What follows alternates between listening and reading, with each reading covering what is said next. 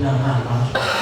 Oke, itu butuh komitmen besar, itu butuh komitmen, itu butuh waktu yang panjang. Tapi sekali lagi bukan sebuah ketidakmungkinan bahwa money politik itu akan hilang. Fakta lain Bapak Ibu yang kami hormati, golongan kelompok-kelompok tertentu, taruhlah kita semua, panjenengan semua, enggak semua yang ada di sini, karena kemudian secara ilmu barangkali sudah mapan, intelektual sudah mapan, bagaimana kemudian kepedulian kita terhadap persoalan pemimpin itu sudah mapan, itu juga akan mengikis itu money politik. Nah, kerja-kerja kampanye seperti ini Bapak Ibu yang kemudian dilakukan oleh Badan Pengawas Pemilu. Untuk itu dalam kesempatan ini pula tentunya kami juga mengajak para peserta untuk ikut memperbanyak di money politik. Ke depan saya yakin optimis, semakin banyak orang cerdas, semakin banyak orang pintar, semakin banyak orang kemudian mapan secara ekonomi, di mana kebalikan dari mereka itu menjadi sasaran utama money politik. Nanti juga saya sekali lagi optimis ke depan money politik bisa hilang. Tapi persoalan hukum tadi ini yang menjadi PR kita bersama ya. Begitu beberapa. Itu tadi ya yang disampaikan oleh Bawaslu. Ini juga mungkin masih ada kaitannya dengan money politik yang disampaikan oleh Ansor ini tadi ya Pak Masudin. Jadi kalau Pak Rino bilang tadi mungkin pengamatannya di masyarakat itu 80% itu mendapat ya Pak ya, mendapat uang itu kita tidak tahu karena tadi barang politik begini. Ini fakta di lapangan bahwa Pilkades itu semua itu masih menggunakan itu. Fakta di lapangan. Pileg juga seperti itu. Kalau ditanya bahwa pemilihan legislatif yang kemarin itu tidak ada yang di bawah 400 juta, itu tidak ada. Bahkan ada yang sampai 3M itu ada. Itu betul. Itu fakta. Dan orangnya itu saya tas jagoin saya tanya betul itu. Jadi karena konsep tadi bahwa pelanggar pemilu itu kalau terbukti kalau belum terbukti itu namanya bukan pelanggaran, itu usaha.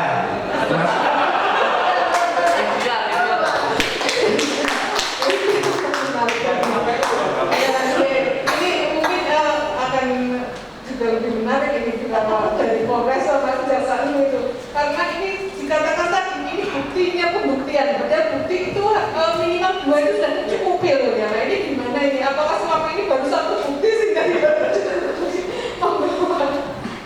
Jadi ya Pak. Jadi gini Pak Boyono ya, memang yang Bapak katakan itu benar. Seseorang dinyatakan bersalah ketika dia sudah dinyatakan bersalah oleh pengadilan. Seperti Bapak bilang, koruptor banyak di negeri kita ini. Tapi apakah dia dikatakan koruptor? Tidak. Dia dikatakan koruptor sebagai koruptor atau dia melakukan korupsi ketika dia sudah disidang dan sudah mempunyai keputusan yang tetap atau tingkat. Seperti tadi Bapak bilang, ini coba-coba berarti berhasil, ya kan? Memang Pak, di sini kita tidak menafik Pak ya.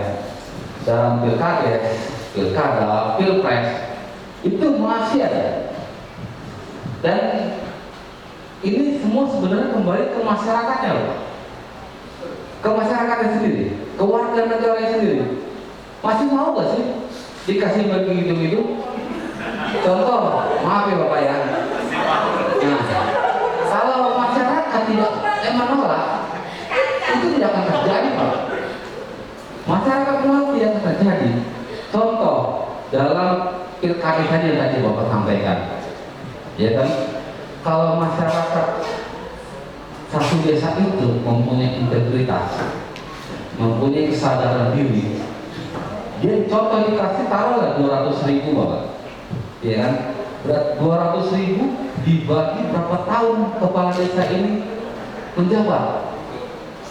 Berarti ya seperti saya bilang tadi, kalau dia mempunyai integritas, si masyarakat dan ini sadar gitu, buat apa saya ini, toh juga istilahnya dia nggak ada kerjanya, tapi karena dia punya uang, ya sudah saya ambil. Nah ini yang sekarang ini apa kalau bilang gratifikasi lah, ya gratifikasi atau suap menyuap atau apa namanya ya, itu harus dua arah. Kalau satu arah nggak akan terjadi loh, nggak akan terjadi satu arah. Take and give itu pasti dua arah. Satu orang memberi, satu orang menerima. Tapi kalau dia masyarakat ya sudahlah, saya memilih yang benar-benar ada kerjanya, ada integritasnya, ya udah nggak usah terima.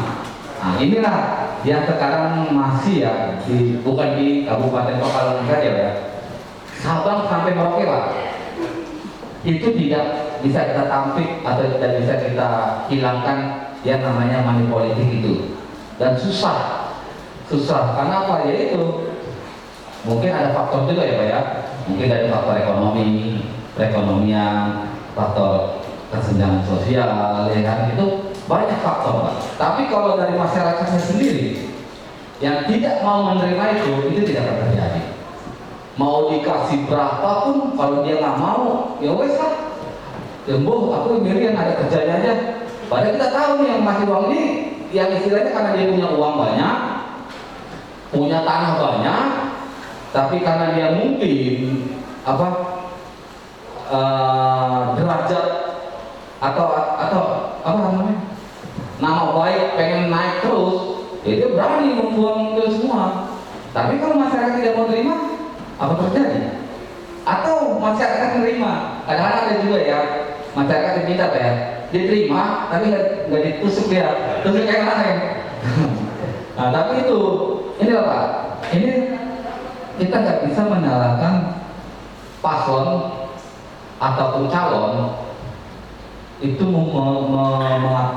membuat itu istilahnya mau money politik itu, kita nggak bisa salahkan.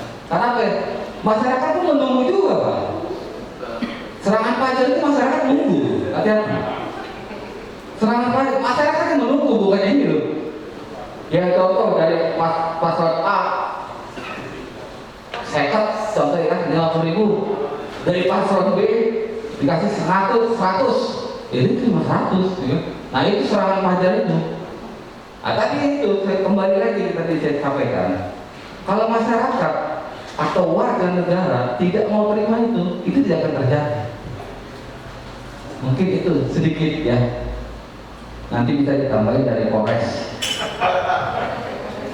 Ya, mungkin kalau dari Polres tadi terkait dengan pertanyaan dari Kusmania ini dari PDSA ini, cara identifikasi di medsos ya, ini masuk boa atau tidak juga menyambung dari Pak Haji itu tadi. Ya terima kasih, mungkin saya hanya sedikit, takutnya saya memperlambat sholat panjenengan telat, saya kena dosa. Ya. Jadi ini adalah politik juga ini, penting lambung. Dia mohon izin kami sampaikan terkait dengan batasan medsos. Ini ada kearifan lokal. Intinya setiap daerah itu mempunyai bahasa yang berbeda-beda. Artinya kalau di Jawa Timur dancuk itu udah biasa. Ibaratnya bahasa-bahasa gak kasar, tapi di wilayah Solo dancuk itu muni gitu digebuki, dikeroyok oleh orang lain. Maka dari itu menurut saya bahwa yang di batasan-batasan yang masuk ranah pidana dan sebagainya yang tidak, itu bagaimana mungkin kembalikan kepada hati kita. Naik koyong ini kok orang pantas, karena kayak gini kok kelihatannya tidak sopan. Menurut saya begitu Bu ya. Tetapi lebih dalam memang ada batasan-batasan, menyudutkan, membohongi, kemudian berucap kasar, itu sudah masuk ranah undang-undang ITE atau anggaran. Mungkin itu sekali lagi tidak banyak yang kami sampaikan, takut menunda sholat panjenengan dosa ya. Mungkin itu, terima kasih. Assalamualaikum warahmatullahi wabarakatuh. Waalaikumsalam warahmatullahi wabarakatuh.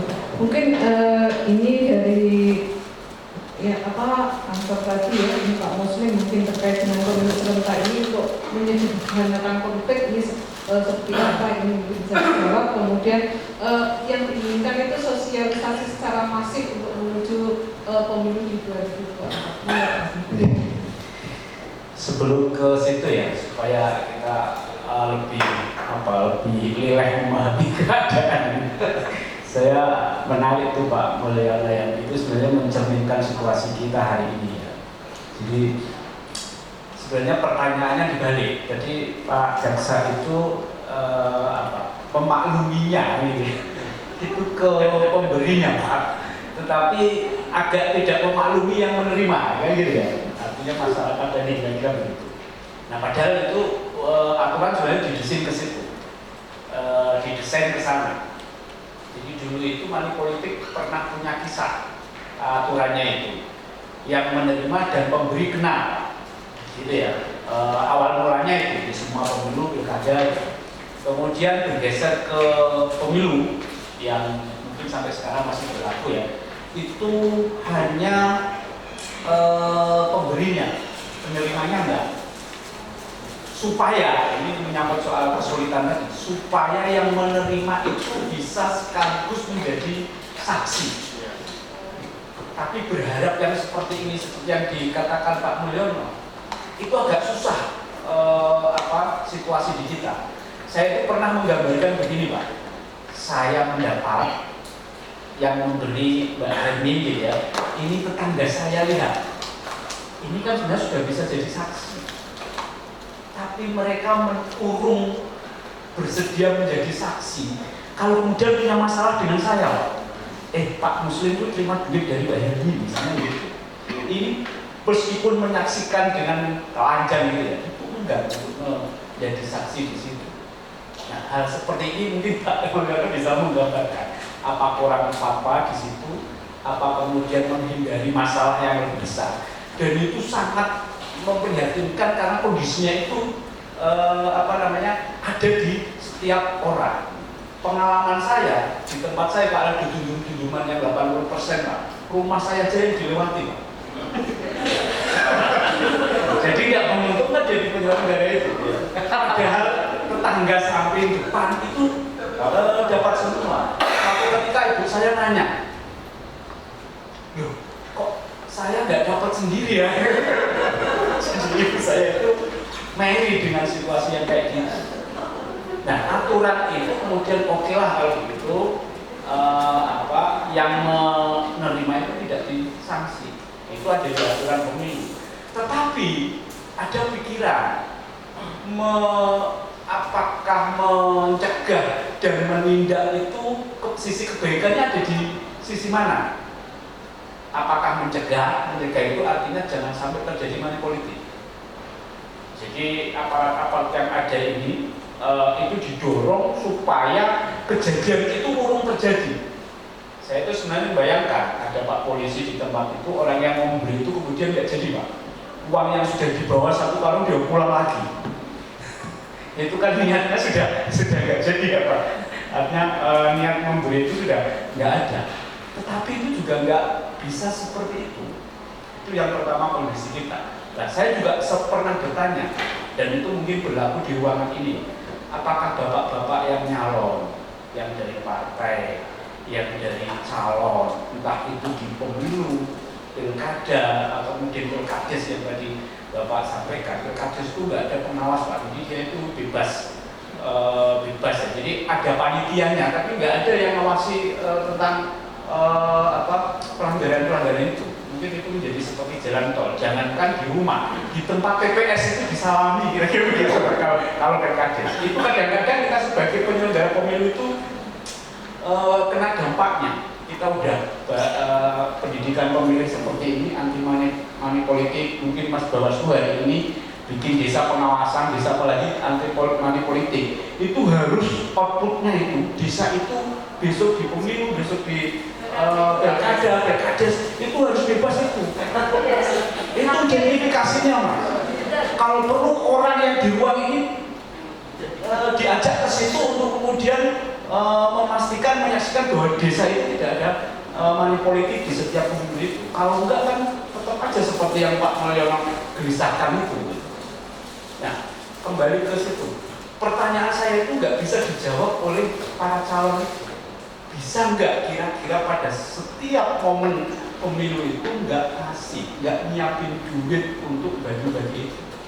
Nah, sekarang pertanyaannya, orang di ruangan ini kira-kira kalau dikasih itu mau apa enggak?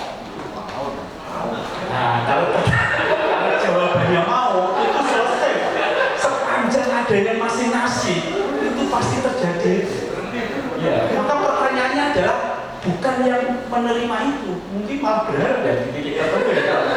Tetapi adalah yang ngasih itu. Sekarang saya balik pertanyaannya, yang nyalon itu kira-kira kalau nggak ngasih mau apa enggak? Itu saya pernah tanya serius sama orang partai, orang calon, Pak. Itu cukup 2. Nah kalau saya nggak ngasih, itu yang lain ngasih deh, Pak. Jadi ada situasi perebutan, persaingan yang itu kemudian menyebabkan tetap itu masih dijalani. Ya. Jadi kalau saya nggak ngasih, orang lain ngasih. Nah di level inilah yang kemudian kita seperti nggak punya cara ya. Sementara kita berharap yang lapor-lapor itu ada situasi kultur yang menyebabkan saya nggak mau ribet dengan teman sendiri, dengan tetangga sendiri. Mungkin kalau itu dialamatkan kepada kita, ya yang KPU melihat, itu belum tentu KPU kemudian bisa lapor. Begitu nggak Mas Asin? Kita Mas Asin menjadi pelapor, nah, gitu kan? Itu yang kemudian maka sebenarnya dari sisi ini itu saya lebih berharap model apa ya, pencegahan yang supaya itu nggak terjadi, minimal mengurangi supaya yang tadi angka 80 yang disebut Pak Mulyana itu menjadi berkurang. Tetapi berharap yang seperti itu nggak cukup, ya kan? Nggak cukup dengan hanya mencegah, tapi suatu ketika itu harus ada yang dijerat ya. Kalau KPK kan dalam tanda petik mungkin mengintai gitu ya, mengintai kemudian angkat tangan. Nah kalau itu menjadi pola gitu ya, pola yang kemudian kita bisa lakukan ke situ, mungkin itu juga. Tetapi catatannya adalah yang ditangkap, yang yang dihukum itu harus sampai menembus ke level tim kampanye dan kemudian sampai ke calon Pak itu ya. Kalau bicara hari ini hukuman pidana, padahal money politik itu kalau dilihat dari ketentuan pidana ini paling besar, paling tinggi tuntutannya. Di level pelanggaran pilkada itu money politik bisa dianggap sebagai kejahatan. Jadi tidak hanya pelanggaran, tetapi kejahatan. Money politik itu sampai 36 juta rupiah, ya. Kemudian itu dendanya, kemudian pidananya itu 4 tahun ya, 4 tahun. Kemudian yang pelaksana itu 24 juta. Itu sebenarnya sangat tinggi. Coba bayangin bakul yang tadi terima ya Mas Ansar ya, itu kemudian dihukum dengan 24 juta misalnya, itu yang kemudian menjadi ketidakadilan, padahal dia posisinya hanya sekedar menerima. Nah di situasi ini kembali kepada kita sebenarnya. Saya berpikirnya tadi dulu saya sempat berpikir kapan ya money politik ini kemudian berakhir dengan sendirinya gitu ya. Kalau di level pemilu itu kita sebenarnya agak gerutu, gesah karena ada praktek pilkades yang seperti ini, seperti itu. Tradisi pemilu itu semakin dekat dengan calon, semakin masif. Kalau tadi ditanya pilgub ada nggak? Pilgub mungkin jauh, ada di provinsi. Kalau harus menyediakan uang untuk warga Pekalongan, mungkin cuma dapat Pekalongan, tapi yang sana nggak dapat. Ya, misalnya Temanggung nggak dapat, atau Jepara nggak umat, kan gitu. Daripada nggak bisa menjangkau semua, mending nggak aja. Padahal itu sudah bisa menjadi pelajaran. Oh, ini nggak, ini tetap jadi, kan gitu ya Pak? Ya kan? Yang kedua, itu saya nggak tahu ya. Kalau tadi Pak Mulyana bilang susahnya menjerat ini, itu karena persoalan waktu atau persoalan betul-betul soal membuktikan itu. Saya pernah berpikirnya progresif. Untuk money politik nggak perlu berpikir yang standar, tapi harus berpikir pola terbalik. Dengan prinsip orang memberi di masa pemilu pasti ada maksud. Kira-kira pertanyaan Pak Mulyana ya, ini saya bilang gini, orang yang ngasih Pak, itu kalau tidak di pemilu kira-kira ngasih nggak? Kalau nggak ada pemilu, nggak ada pilkada, nggak ada pilkades, orang itu ngasih nggak? Enggak kan? Kalau enggak, patut diduga ngasih pada waktu pemilu adalah dengan maksud iya. Itu saya sempat undang-undang aturan main dikonstruksi seperti itu, seperti yang sekarang sudah diterapkan di pidana korupsi. Kalau orang pejabat punya kekayaan banyak, itu harus dia membuktikan bahwa kekayaan yang dihasilkan itu bukan dari jalan korupsi. Itu sudah mulai digunakan. Kalau nggak mau ke situ, didesain, dikonstruksi itu agak susah. Karena ada satu pasal yang mengatakan memberi dengan tujuan mempengaruhi pemilih. Nah, mempengaruhi pemilih ini itu harus ditanya, benar nggak yang saya kasih itu kamu menjadikan kamu memilih atau tidak memilih? Misalnya Bu Hermin ngasih saya, kalau saya tetap ngasih Bapak, itu pilihan saya terpengaruh apa enggak? Saya nggak nyobrosnya Mbak Hermin, misalnya kayak gitu. Karena money politik itu didefinisikan untuk mempengaruhi pilihan pemilih, memilih seseorang atau tidak memilih seseorang atau membuat dia tidak jadi pemilu. Gitu ya, Pak Bawaslu ya. Jadi itu susah membuktikan untuk kesananya itu. Jadi nggak hanya problem soal saksi, soal yang lain, tapi juga kemudian intensi dampak dari pemberian. Nah, bagi saya konstruksi ini harus diubah supaya pemilu ini enggak. Saya kira itu Pak Mulyana, dan itu menjadi refleksi kita ya. Saya berharapnya itu kayak pilkades itu jangan kemudian menjadi situasi yang makin makin mensuburkan, karena pemilu kita udah desain makin lama pemilu itu makin didesain bagus ya. Nah, besok di pemilu 2024 yang nyambung di pilkada, pertanyaan saya ke Mas Ansor, tadi kan sempat jadi penyelenggara ya? Itu kira-kira besok masih mau jadi penyelenggara lagi nggak? PPK sudah bisa Pak? Hah? Sudah tidak bisa jadi PPK. Iya, seandainya bisa kira-kira mau nggak? Penonton Ini kan kapok Pak. Jadi ini sikap kapok yang itu mengkhawatirkan kita semua. Karena aturannya nggak dirubah, ketambahan langsung lanjut pilkada. Jadi kalau aparat-aparat kita PPK, PPS, KPPS yang tadi disampaikan, kalau kapok Pak, sudah nggak ada yang mau. Kalau nggak ada yang mau, kita sambat kemana? Yang paling mungkin sambatnya kepada Pak Polisi, kepada TNI untuk menjadi petugas. Itu bagian yang hari ini kita pikirkan. Jangan-jangan besok itu teman-teman yang jadi penyelenggara di bawah itu akan trauma. Maka ini pertanyaan yang jawabannya kita butuhkan. Misalnya ya, kalau dulu dikeluhkan honornya kurang besar, besok itu ada upaya ditinggikan. Itu cukup menghilangkan trauma apa enggak? Ayo, misalnya katakanlah KPPS itu dikasih sampai 1 juta misalnya untuk melakukan tugas yang sedemikian itu kira-kira mampu membuat orang jadi berbondong-bondong jadi KPPS apa enggak? Mau ya, Mas Abi ya? Oh, ini juga masih berebut sama saksi-saksi partai. Kalau saksi itu duri 1,5 juta udah enggak mau. Itu salah satu program yang hari ini kita kerjakan, dan mau nggak mau kita akan melalui itu. Sebenarnya saya lebih punya harapan gini ya, pemilu besok itu sudah didahului pengalaman pemilu yang kemarin. Jadi kalau kemarin itu dianggap berat karena itu pengalaman pertama. Jadi pengalaman pertama selalu berat. Ya, artinya memulai itu berat, tapi yang berikutnya itu udah lancar ya. Mas Ahyar gitu ya. Jadi yang pertama itu berat, tapi berikutnya enggak.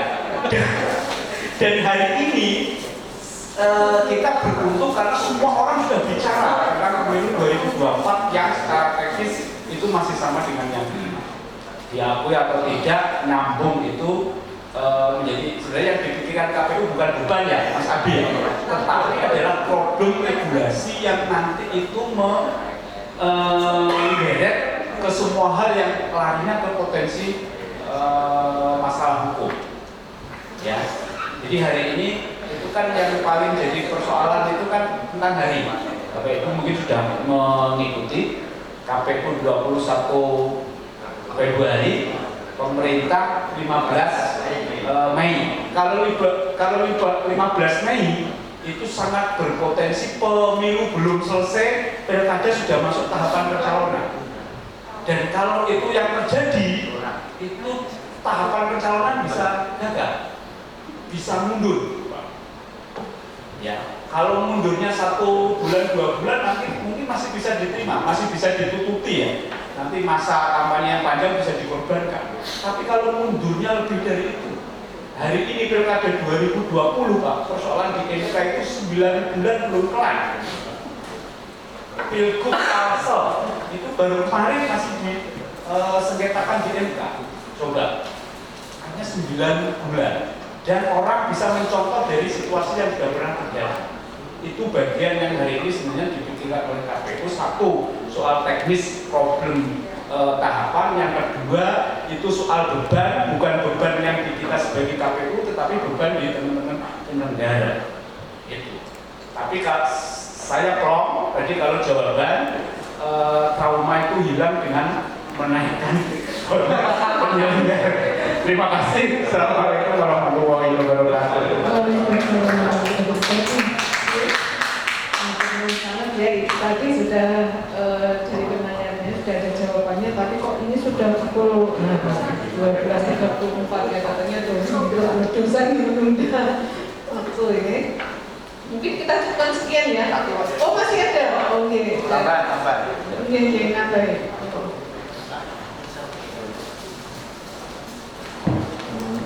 Assalamualaikum warahmatullahi wabarakatuh. Waalaikumsalam.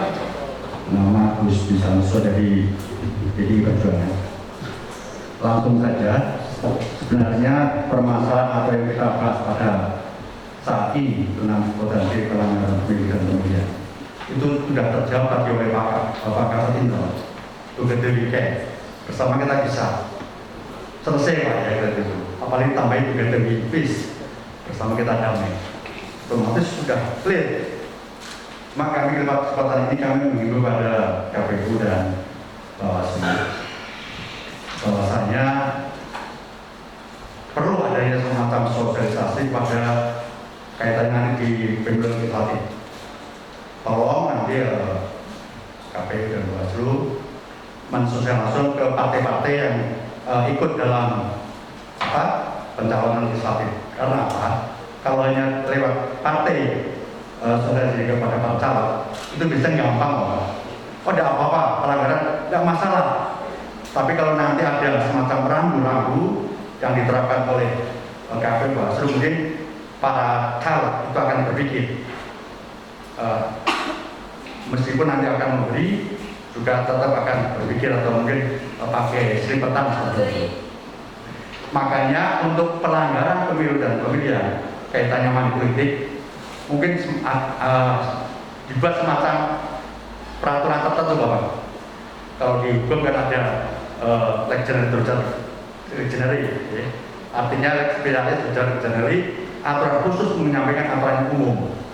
Mungkin kalau money politiknya itu ngasihnya yang 100.000 ke atas, oke, gak masalah. Tapi yang 50.000 bawah dilanggar, itu harus ditindak karena pelit, itu seperti itu. Oke, dari kami, assalamualaikum warahmatullahi wabarakatuh. Terima kasih banyak. Ini kok masuk kenapa kulit yang money politik? Assalamualaikum warahmatullahi wabarakatuh. Waalaikumsalam warahmatullahi wabarakatuh. Nama saya Nasyid dari pimpinan daerah Pemuda Muhammadiyah Kabupaten Kawan. Kebetulan ayah anda tadi sudah memberikan beberapa masukan ya Bapak Mulyono. Baik, kalau saya selaku yang muda di Muhammadiyah itu pengalaman kuliah Pak. Kuliah itu saya mendapatkan materi pendidikan keluarga negara itu tentang konsep good governance atau pemerintahan yang bersih. Di situ terdiri dari aparat atau pemerintah yang bersih dan juga people yang bersih juga. Nah, ternyata pemerintah yang bersih ini juga dihasilkan dari pemilu yang bersih, Pak. Tapi setelah tadi saya dengar ada berbagai macam gitu ya, bukan potensi lagi. Ternyata di sini rahasia umum ya, terkait dengan money politik maupun black campaign. Itu saya merasa kok kuliah saya kok jadi sia-sia gitu. Ini menurut saya Bapak. Itu idealitas seorang mahasiswa ketika di kuliah itu luar biasa. Nah, ketika kemudian dihadapkan dengan persoalan di lapangan yang kemudian itu seperti kalau saya katakan ya belum budaya, tapi hampir mendekati budaya. Itu kita yang sebagai generasi penerus itu berpikirnya yang mau nyemplung bukan larang, mau nyemplung misalkan ke parpol, menurut saya gitu Bapak Ibu ya, ini kita bicara idealitas ke parpol. Nanti kita takutnya ketularan konsep-konsep ya tadi money politik, black campaign gitu ya. Nah, ini sebenarnya juga kalau dikembalikan kepada aparat penegak hukum yang kemudian saat atau paling bertanggung jawab di sini, saya kira juga harus berimbang. Kita juga harus menyalahkan masyarakat. Kenapa? Masyarakat mungkin belum sadar hukum. Ya, masyarakat belum sadar hukum. Illegal logging itu dilakukan. Apalagi yang model-model yang seperti menerima ini money politik. Itu kan kalau misalkan sadar hukum, itu akan berbondong-bondong semua masyarakat itu lapor. Kalau hanya 1-2, saya yakin itu di samping kemudian masyarakat itu pasrah ya, dapat uang, bahkan lebih banyak uang, ini rezekinya luar biasa gitu kan. Itu satu lagi yang kemudian harus disadarkan adalah itu pelanggaran hukum. Masyarakat tahu atau bagaimana, ini jadi PR bersama. Apakah masyarakat tahu itu pelanggaran hukum? Kalau tidak tahu berarti masyarakat belum sadar. Nah, ini PR-nya yang kemudian harus kita jalani bersama adalah saya nggak akan mengatakan pemutusan generasi ya. Saya nggak akan mengatakan pemutusan generasi. Ini terlalu ekstrim bahasa saya. Tapi kemudian kita coba untuk melindungi generasi-generasi yang kemudian diberi idealita di pendidikan sekolah maupun kuliah. Ini bagaimana supaya nanti ke depan itu bisa menjadi pionir untuk perubahan. Ini mungkin juga bagi penyelenggara hukum itu juga ada PR di situ. Ya, bagaimana kemudian menggalak kekuatan untuk idealita ini supaya nanti ke depan itu bisa merubah mindset kita untuk merubah itu harus kita kuatkan. Bukan hanya kemudian kita bertanda tangan pemilu damai atau pemilu yang bersih gitu saja, tapi kita juga harus melakukan upaya-upaya yang strategis. Dan itu diantaranya mungkin masukan kami yang untuk perlindungan generasi penerus bangsa ini supaya bisa dikuatkan dari penyelenggara pemilu maupun aparat penegak hukum. Terima kasih. Assalamualaikum warahmatullahi wabarakatuh.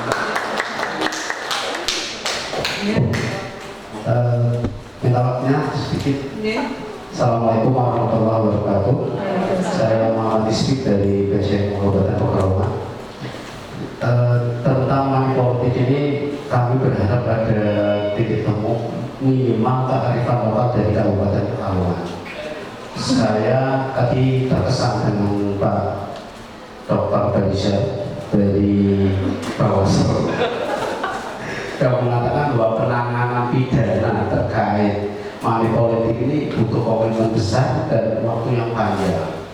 Ini kan kesannya cita-cita yang kemudian tidak bisa menyentuh ke bumi ya.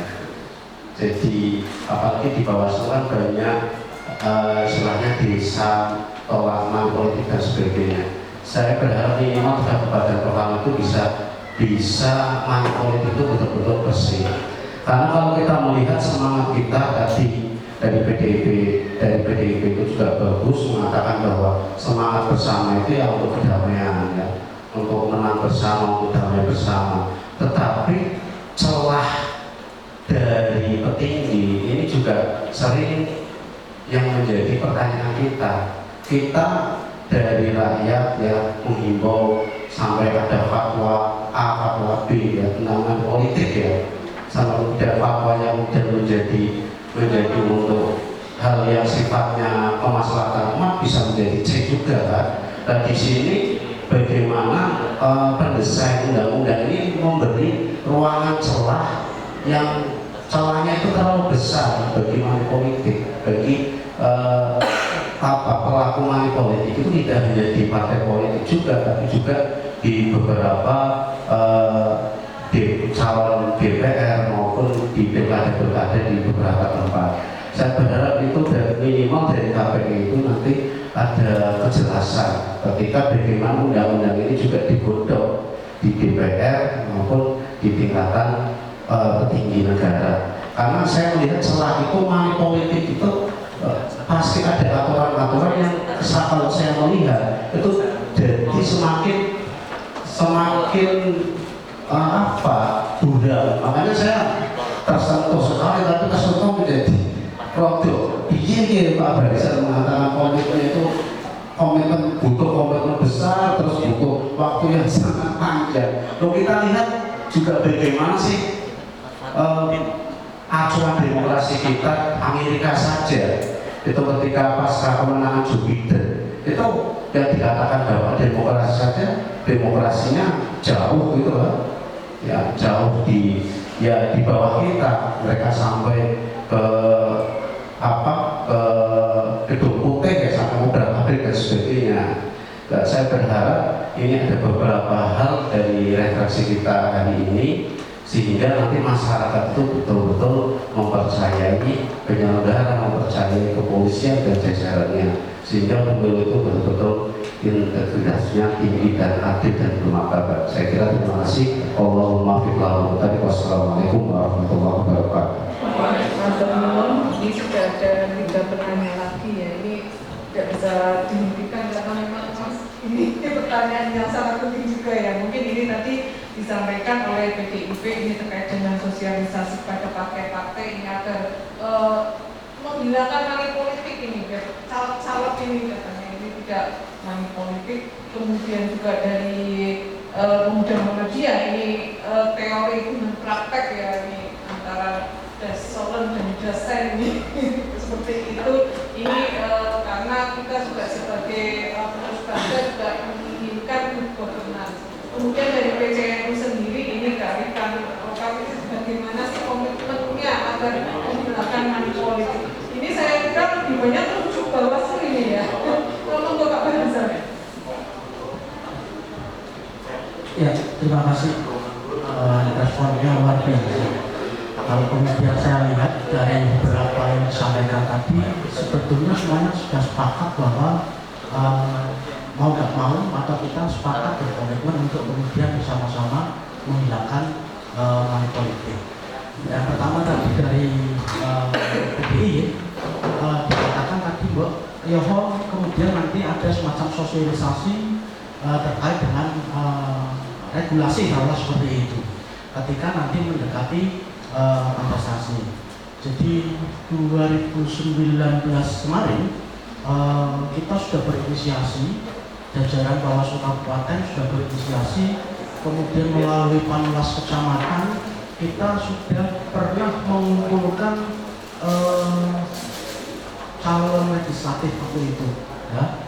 Kalau tidak salah kita bagi menjadi 5 titik sesuai dengan dapil ya. Waktu itu kita sebetulnya inisiasinya juga dari bawah juga, dari teman-teman Panwascam juga ini, kemudian mengundang para calon anggota legislatif. Di sana kita sampaikan banyak informasi, banyak pesan terkait dengan regulasi. Oke, kalau kemudian itu menjadi dianggap kurang misalnya, itu nanti boleh kita upayakan untuk ke depan langsung ke parpol. Oke.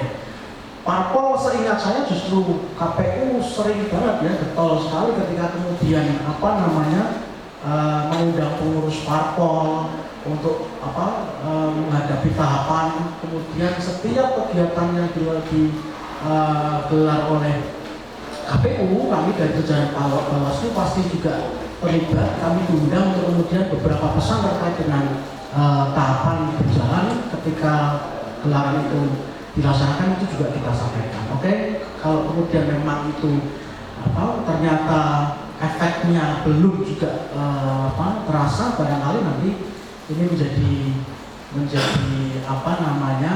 masukan untuk kemudian ke depan bisa kita tambahkan lagi ke lebih banyak lagi barangkali porsinya.